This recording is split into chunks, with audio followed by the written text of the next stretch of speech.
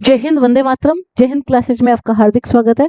आज हम एक बहुत ही महत्वपूर्ण टॉपिक, जो कि मैंने राजस्थान अध्ययन से क्वेश्चंस लिए हैं सारे, राजस्थान के प्रमुख साहित्यकार को जो महत्वपूर्ण प्रश्न है आपके एग्जाम की दृष्टि से इम्पोर्टेंट है, उनको व्याख्या सहित हल करेंगे। तो शुरू करते हैं हमारी क्लास। सबसे पहला क्वेश्चन है,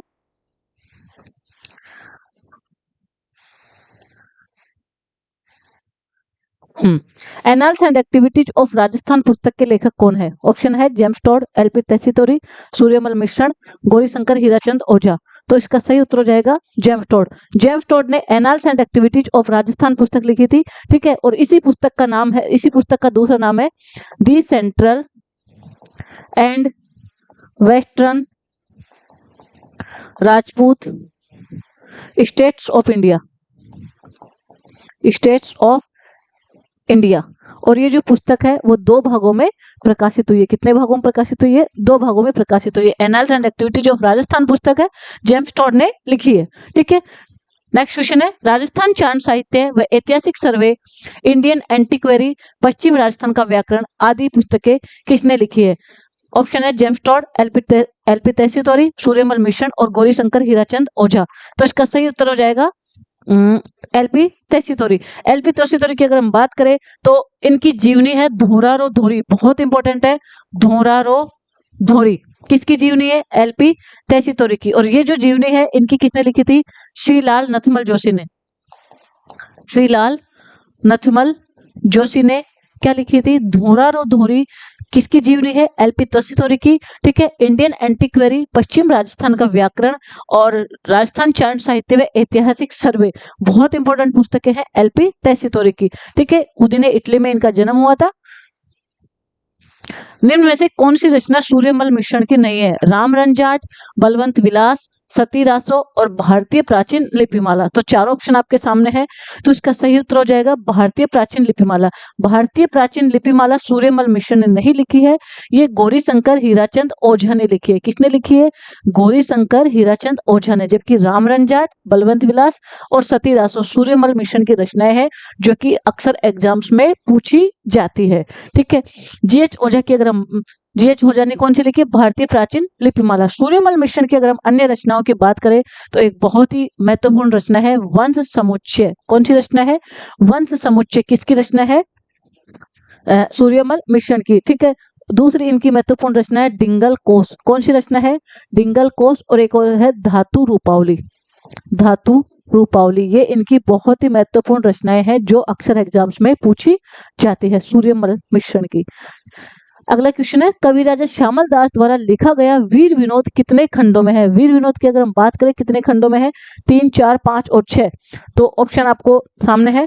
तो जो वीर विनोद है वो 4 खंडों में लिखा गया है। और इसमें क्या लिखा गया है? मेवाड़ का इतिहास। क्या लिखा गया है?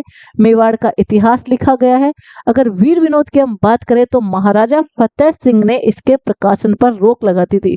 किसने प्रकाशन पर रोक लगा दी थी? महाराणा फतेह सिंह ने इसके प्रकाशन पर रोक लगा दी थी वीर विनोद के। और वीर विनोद किसके द्वारा लिखा गया है? श्यामल दास के द्वारा वीर विनोद लिखा गया है, ठीक है। और इसमें इंपॉर्टेंट क्या है? इसमें लिखा है कि 84 में से 32 दुर्गों का निर्माता कौन है? महाराणा कुंभा। ये बात लिखी गई है वीर विनोद में। और वीर विनोद कृति के बाद में ही इनको अंग्रेज सरकार के द्वारा कौन सी उपाधि दी गई है? केसर ए हिंद। केसर ए हिंद। और एक और उपाधि दी गई थी महामहोपाध्याय। महामहोपाध्याय, ये दोनों इंपॉर्टेंट है कि केसर ए हिंद और महामहोपाध्याय उपाधि किसको दी गई थी? कवि राजा श्यामल दास को दी गई थी वीर विनोद ग्रंथ लिखने के बाद में अंग्रेज सरकार द्वारा। और ये 4 खंडों में रचित है जिसमें मेवाड़ का इतिहास लिखा हुआ है। स्वपन राजस्थान मारवाड़ का भूगोल नामक ग्रंथ के रचयिता कौन है? स्वपन राजस्थान मारवाड़ का भूगोल, इन दोनों ग्रंथों के रचयिता कौन है? दुर्सा आढ़ा, मुंशी देवी प्रसाद, ठीक है, पृथ्वीराज राठौड़ और कवि राजा श्यामल दास। तो इसका सही उत्तर हो जाएगा मुंशी देवी प्रसाद। मुंशी देवी प्रसाद की अगर हम बात करें तो इन्होंने मारवाड़ का कानून भी लिखा था। मारवाड़ का कानून भी लिखा था। और इन्होंने कानून की लगभग 13 पुस्तकें लिखी थी। कितनी पुस्तकें लिखी थी? 13 पुस्तकें लिखी थी। इसलिए इन्हें कानूनी भी कहा जाता था। क्या कहा जाता था? कानूनी। किसको कहा जाता था? मुंशी देवी प्रसाद को कहा जाता था कानूनी, ठीक है। या फिर कानून की माता भी कह सकते हैं। कानून की माता या कानूनी किसको कहा जाता है? मुंशी देवी प्रसाद को, क्योंकि उन्होंने मारवाड़ के लिए कानून बनाए थे और लगभग 13 पुस्तकें इसके लिए लिखी थी, और मारवाड़ का भूगोल और स्वपन राजस्थान भी इन्हीं की पुस्तकें हैं। कौन सा सही सुमेलित नहीं है? प्रताप चरित्र, जसवंत चरित्र, रूठी रानी और कुसुमांजलि। केसर सिंह बारट, मैंने सारी रचनाएं ले ली है लगभग इंपॉर्टेंट। प्रताप चरित्र, जसवंत चरित्र, रूठी रानी और कुसुमांजलि सबसे इंपॉर्टेंट है केसरी सिंह बारट की रचनाएं। दशम भागवतरा दुहा, वेली किशन रुक्माणी, ये पृथ्वीराज राठौड़ की रचनाएं हैं। मारवाड़ प्रगनारी विगत, मोहनोट नैन्सी विख्यात, मोहनोट नैन्सी ने लिखी है। और भाषा भूषण अनुभव प्रकाश गीता महात्म्य, ये गज सिंह की रचना नहीं है। तो ये रचनाएं किसकी है? भाषा भूषण अनुभव प्रकाश और गीता महात्म्य की अगर हम बात करें तो ये गज सिंह के पुत्र जसवंत सिंह प्रथम की रचना है। किसकी है? महाराजा जसवंत सिंह की रचनाएं हैं। अब इनको महाराजा का टाइटल किसने दिया? तो इनको महाराजा का टाइटल जो दिया था वो शाहजहां ने दिया था। किसने दिया था? शाहजहां ने इनको महाराजा की उपाधि दी थी और 4000 का मनसब प्रदान किया था। किसने? शाहजहां ने। किसको? महाराजा जसवंत सिंह को। ठीक है। इनकी मृत्यु के ऊपर औरंगजेब ने कहा था आज कुफर का बांध टूट गया है, आज कुफर का दरवाजा टूट गया है। किसकी मृत्यु पर? जसवंत सिंह की मृत्यु पर औरंगजेब ने कहा। तो ये रचनाएं हैं, इंपॉर्टेंट है, इनको देख लीजिएगा आप एक बार। ठीक है। नेक्स्ट क्वेश्चन देखते हैं हम। निम्न में से कौन सा सही सुमेलित नहीं है? राज विनोद सदाशिव भट्ट, राज प्रशस्ति महाकाव्य रणछोड़ भट्ट, राज प्रकाश किशोर दास राव और रणमल छंद जीवाधार। चारों ऑप्शन आपके सामने हैं। तो रणमल छंद देखिए, राज विनोद लिखा था सदाशिव भट्ट ने, ये सही है। राज प्रशस्ति महाकाव्य रणछोड़ भट्ट ने लिखी है। राज प्रकाश की रचना की किशोर दास राव ने। जबकि रणमल छंद की अगर हम बात करें तो ये व्यास ने लिखी है। किसने लिखी है? व्यास ने लिखी है। रणमल छंद किसने लिखी है? व्यास ने लिखी है। और जीवाधार की अगर हम बात करें, जीवाधार की बात करें तो इसने अमर सार लिखा है। क्या लिखा है? अमर सार। अमर सार किसकी रचना है? जीवाधार की है। और रणमल छंद की अगर हम बात करें तो इसमें रणमल और पाटन के मुजफ्फर शाह के मध्य युद्ध का वर्णन है। ठीक है। गलत युग्म की पहचान कीजिए। हरिभूषण महाकाव्य गंगाराम भट्ट, जयसिंह कल्पद्रुम भट्टदेव, जय विलास रणवीर भट्ट और शिशुपाल वैद्य ब्रह्मगुप्त। तो चारों ऑप्शन आपके सामने है, इसमें सही उत्तर की पहचान करनी है। ठीक है। हरिभूषण महाकाव्य गंगाराम भट्ट ने लिखा है, जयसिंह कल्पद्रुम भट्टदेव ने लिखा है, जय विलास रणवीर भट्ट ने लिखा है और शिशुपाल वैद्य ब्रह्मगुप्त ने नहीं लिखा, ये कवि माघ ने लिखा है। किसने लिखा है? कवि माघ ने। और ब्रह्मगुप्त ने क्या लिखा था? ब्रह्मगुप्त ने ब्रह्मस्फुट लिखा था। ठीक है। आगे बात करते हैं। निम्न में से कौन सा संस्कृत साहित्य सही सुमेलित नहीं है? संस्कृत साहित्य है सारे, ये कौन सा सुमेलित नहीं है? अजितोदय जगजीवन भट्ट, हमीर महाकाव्य नयनचंद सूरी, एकलिंग महात्म्य कानड़ व्यास और अमर काव्य वंशावली अमर सिंह। तो अजितोदय जो लिखा था जगजीवन भट्ट ने लिखा था, हमीर महाकाव्य नयनचंद सूरी की रचना है।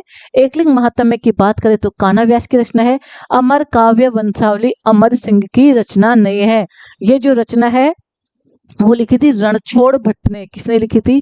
रणछोड़ भट्ट ने। क्या लिखी थी? अमर काव्य वंशावली। ठीक है। और ये जो रचना है इसमें क्या है? बप्पा रावल से राज सिंह तक का वर्णन है। किस तक का वर्णन है? राज सिंह तक का वर्णन है। किसमें?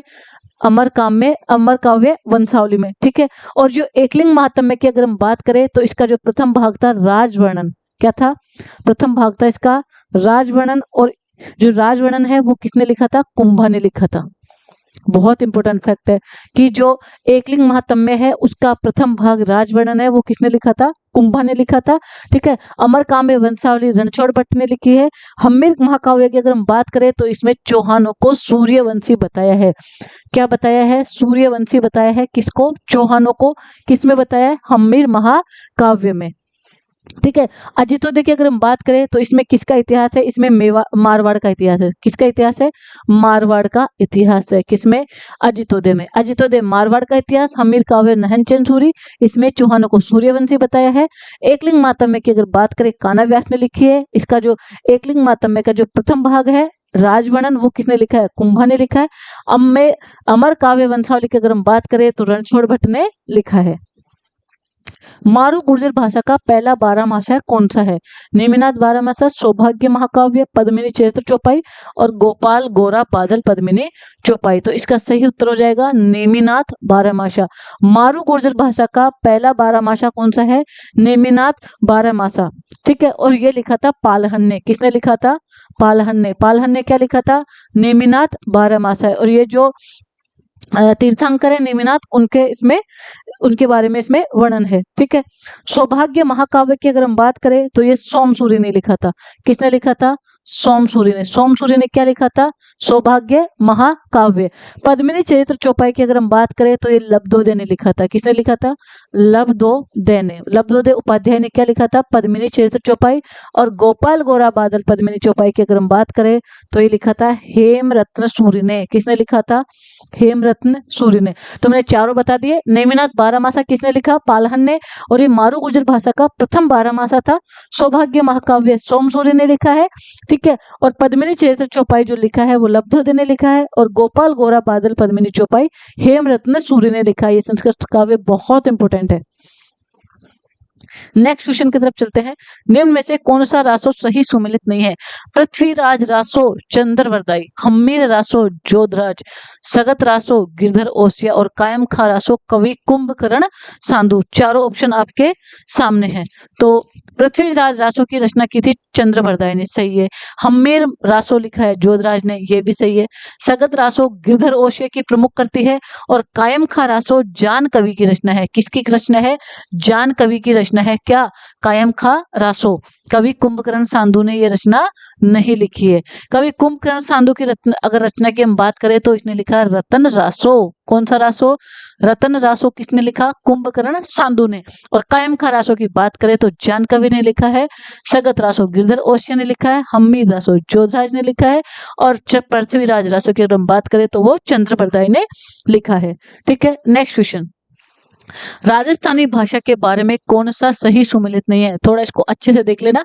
राजस्थानी भाषा का प्रथम उपन्यास कनक सुंदरी, राजस्थानी भाषा की प्रथम कहानी विश्रांत प्रवास, आधुनिक राजस्थान का प्रथम काव्य कृति केसर विलास और राजस्थानी भाषा का प्रथम व्याकरण रामकरण आसोपा ने लिखा है। तो कौन सा इसमें ऑप्शन सही नहीं है? तो देखिए, राजस्थानी भाषा का प्रथम उपन्यास कनक सुंदरी, ये बिल्कुल सही है। ये लिखा था शिवचंद भरतिया ने। किसने लिखा था? शिवचंद भरतिया ने लिखा था। शिवचंद भरतिया की कृति है। कौन सी? राजस्थानी भाषा का प्रथम उपन्यास किसको कहा जाता है? कनक सुंदरी को शिवचंद भरतिया कृष्ण। राजस्थानी भाषा की प्रथम कहानी विश्रांत प्रवास, बहुत इंपॉर्टेंट है। और विश्रांत प्रवास भी किसने लिखी है? शिवचंद भरतिया की रचना है।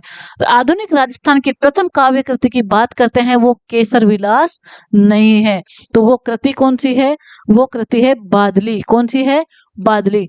आधुनिक राजस्थान की प्रथम काव्य कृति बादली है। और वह लिखी थी चंद्र सिंह बिरकाली ने। किसने लिखी थी? चंद्र सिंह बिरकाली ने। बहुत ही महत्वपूर्ण फैक्ट है। चंद्र सिंह बिरकाली की रचना है बादली, जो कि आधुनिक राजस्थान के प्रथम काव्य की कृति है। ठीक है, और राजस्थानी भाषा का जो प्रथम व्याकरण है वो रामकरण आसोपा के द्वारा रचित है। ठीक है, और ये जो कनक सुंदरी है, विश्रांत प्रवास है और केसर विलास है, ये तीनों रचनाएं किसकी है? शिवचंद भरतिया की। ठीक है, कौन सा ग्रंथ अपने लेखक से सही सुमेलित नहीं है? सूरज प्रकाश कर्णिदान, खुमान रासो दौलत विजय, कानड़ दे प्रबंध पद्मनाभ और राज विनोद जगजीवन भट्ट। चारों ऑप्शन आपके सामने है। तो सूरज प्रकाश कर्णिदान की रचना है, खुमान रासो दौलत विजय की रचना है, कानड़ दे प्रबंध पद्मनाभ की रचना है, जबकि जो राज विनोद है वो जगजीवन भट्ट की रचना नहीं है। राज विनोद की अगर हम बात करें तो ये लिखा था भट्ट सदाशिव ने। किसने लिखा था? भट्ट सदाशिव। कौन सी रचना लिखी है इन्होंने? राज विनोद। और जगजीवन भट्ट की अगर हम बात करें तो इन्होंने अजितोदय की रचना की थी। किसकी? अजितोदय। अजितोदय किसकी रचना है? जगजीवन भट्ट की। और राज विनोद किसने लिखा? भट्ट सदाशिव। कानड़ दे प्रबंध पद्मनाभ, खुमान रासो दौलत विजय और सूरज प्रकाश कर्णिदान। निम्न में से कौन सी रचना सही सुमेलित नहीं है? अर्लित चौहान डायनेस्टीज दशरथ शर्मा, रणखार जितेंद्र कुमार सोनी, हंसावली असाइत और संगीत रत्नाकार वज्रसेन सूरी। चारों ऑप्शन आपके सामने हैं। तो अर्ली चौहान डायनेस्टी की बात करें दशरथ शर्मा ने लिखी है। रणखार रचना जितेंद्र कुमार सोनी की है। हंसावली रचना की अगर हम बात करें ये असाइट ने लिखी है, लेकिन संगीत रत्नाकार वज्रसेन सूरी की रचना नहीं है। संगीत रचनाकार की अगर हम बात करें तो ये सारंगदेव ने लिखी है। किसने लिखी है? सारंगदेव की रचना है संगीत रत्नाकार। वज्रसेन सूरी की अगर हम बात करें तो इसने लिखी है भारतेश्वर बाहुबली घोर। भारतेश्वर बाहुबली घोर, ये किसकी रचना है? ये रचना है वज्रसेन सूरी की, जो कि राजस्थानी भाषा का सबसे प्राचीन ग्रंथ है। राजस्थानी भाषा का सबसे प्राचीन ग्रंथ, राजस्थानी भाषा के सबसे प्राचीन ग्रंथ की बात करें तो भारतेश्वर बाहुबली घोर है, वज्रसेन सूरी की रचना है। संगीत रत्नाकार सारंगदेव ने, हंसावली असाइट ने, रणखार जितेंद्र कुमार सोनी ने और अर्ली चौहान डायनेस्टी दशरथ शर्मा ने लिखी है। निम्न में से कौन सा सही सुमेलित नहीं है? मधुमती राजस्थान, मधुमती जो है राजस्थान साहित्य अकादमी उदयपुर के द्वारा निकाली जाती है। शिविरा शिक्षा निदेशालय बीकानेर से। जागती ज्योत राजस्थानी भाषा व संस्कृति अकादमी बीकानेर द्वारा और राजस्थान विकास सूचना एवं जनसंपर्क निदेशालय राजस्थान सरकार द्वारा। कौन सा सही सुमेलित नहीं है? तो मधुमती क्या है? राजस्थान साहित्य अकादमी की एक पत्रिका है, बिल्कुल सही है। शिविरा शिक्षा निदेशालय बीकानेर से निकाली जाती है। जागती ज्योत है राजस्थानी भाषा व संस्कृति अकादमी बीकानेर से निकाली जाती है। और जो राजस्थान विकास है वो सूचना एवं जनसंपर्क निदेशालय राजस्थान सरकार द्वारा नहीं निकाली जाती है। जो सूचना एवं जनसंपर्क विभाग है उसके द्वारा जो पत्रिका निकाली जाती है वो तो कौन सी है? सूजस है। तो राजस्थान विकास कौन निकालता है? राजस्थान विकास निकालता है राजस्थान ग्रामीण एवं पंचायती राज विभाग। कौन सा? ग्रामीण विकास व पंचायती राज विभाग। पंचायती राज विभाग निकालेगा राजस्थान विकास पत्रिका। ठीक है। अब एक इंपॉर्टेंट क्या चीज है इसमें कि राजस्थानी भाषा और संस्कृत अकादमी का है बीकानेर में। ठीक है। शिक्षा निदेशालय का है बीकानेर में और राजस्थान साहित्य अकादमी का है वो उदयपुर में स्थित है। ठीक है। ये 15 इंपॉर्टेंट क्वेश्चन थे जो मैंने राजस्थान अध्ययन से लिए हैं। उम्मीद करती हूँ कि आपको वीडियो पसंद आया होगा, तो इसको ज्यादा से ज्यादा लोगों तक शेयर करें ताकि लोगों को इसका फायदा मिल सके। जय हिंद, जय भारत।